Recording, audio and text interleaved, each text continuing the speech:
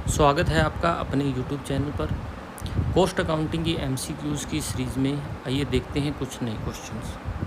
First question जो हमें दिया हुआ है, रेलिवेंट कॉस्ट इज़, ऑप्शंस दिए हुए हैं इसके, cost ignored for decision making, future cost that differs between alternatives, past cost या फिक्स कॉस्ट। तो इसका जो करेक्ट आंसर होगा वो होगा option number B, future cost that differs between alternatives. इसमें एक एग्जांपल दिया हुआ है। मान लीजिए कि एक कंपनी है, वो क्या करती है, चेयर्स बनाती है और एक चेयर्स को 1000 रुपीज़ के अंदर वो सेल करती है। जो कंपनी है उसकी जो फिक्स कॉस्ट है वो है 2 लाख पर मंथ, और जो वेरिएबल कॉस्ट है एक चेयर की वो है 600। अब कंपनी को क्या होता है, एक ऑर्डर रिसीव होता है कि वो 100 चेयर्स के लिए, और जो वो चेयर है वो 700 ईच के अंदर वो जो है वो उसको सेल करने के लिए ऑर्डर मिलता है। तो अगर हम देखते हैं 100 मल्टीप्लाई बाय 700 इक्वल टू 70,000 जो है कंपनी को रिवेन्यू जनरेट होता है, जबकि कंपनी की वेरिएबल कॉस्ट के हिसाब से अगर हम कॉस्ट देखते हैं तो 60,000, क्योंकि यहाँ पर जो हमारी फिक्स कॉस्ट है वो हमारे क्या है, एक पीरियड कॉस्ट का काम करेगी जो हमारे लिए रेलिवेंट नहीं है।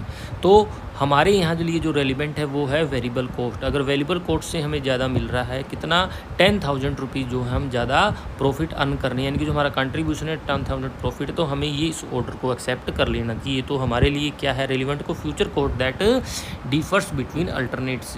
तो हमारे लिए जो ऑप्शन नंबर बी होगा यहाँ करेक्ट आंसर होगा। Under marginal costing closing stock is valued at, marginal costing के अंदर क्या होता है, हम केवल और केवल वेरिएबल कॉस्ट को ही हम यहाँ कंसीडर करते हैं। तो ऑप्शन नंबर बी जो होगा वेरिएबल प्रोडक्शन कॉस्ट ओनली, ये इसका करेक्ट आंसर होगा। नेक्स्ट क्वेश्चन हमें दिया हुआ है, target costing is, target costing is, इसके ऑप्शन दिए हुए हैं, determining cost to achieve desired profit, या cost plus pricing, historical costing या मार्जिनल कॉस्टिंग। तो टारगेट कॉस्ट क्या होती है, हम जो हमारा मार्केट प्राइस होता है उसमें से हम हमारा जो प्रॉफिट हम चाह रहे हैं उसको जब हम माइनस कर देंगे, जो कॉस्ट निकल के आएगी वो हमारी टारगेट कॉस्ट होती है। यानी कि target cost is a pricing and cost management techniques where the selling price is determined first. सबसे पहले हम उसका सेलिंग प्राइस निकालते हैं, और ये सेलिंग प्राइस कैसे निकालते हैं, हम अपने कंपटीटर को देखकर ही सेलिंग प्राइस हमारा वो क्या करते हैं, हम डिटरमाइन करते हैं। फिर उसके ऊपर अपना प्रॉफिट निकालते हैं, और प्रॉफिट को जब हम उस सेलिंग प्राइस में से माइनस कर देते हैं तो जो कॉस्ट हमारी निकल के आती है वो हमारी टारगेट कॉस्ट निकल के आती है। तो इसका करेक्ट आंसर हो जाएगा option number A, determining cost to achieve desired profit.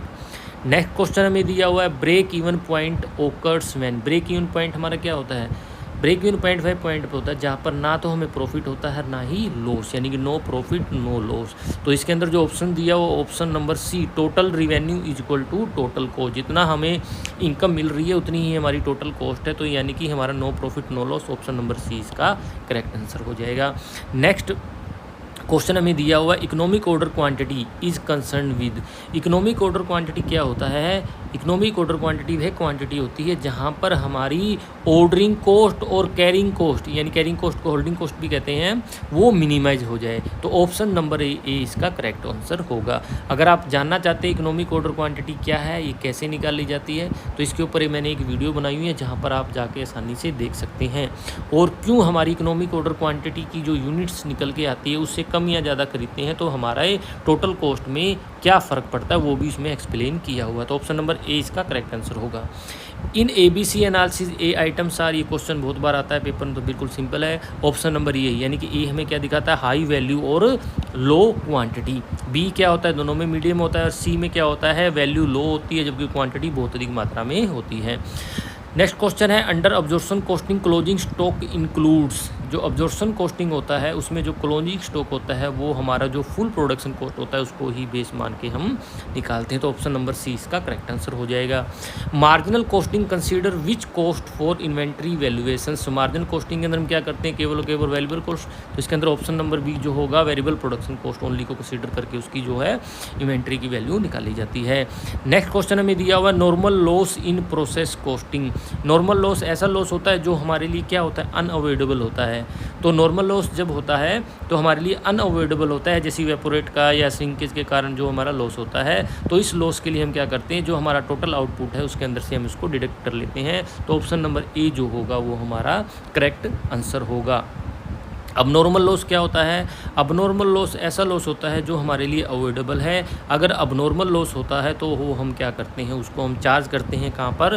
Costing profit and loss account में। ऑप्शन नंबर 20 का करेक्ट आंसर हो जाएगा। अगर अबनॉर्मल लॉस की जगह अबनॉर्मल गेन हो तो वो हम उसको क्या कर देंगे, उसको हम क्रेडिट कर देंगे किसमें? Costing profit and loss account पे। ये क्वेश्चन आ गया। Abnormal gain in process costing में क्या होगा? Credited to costing profit and loss account. कैसे?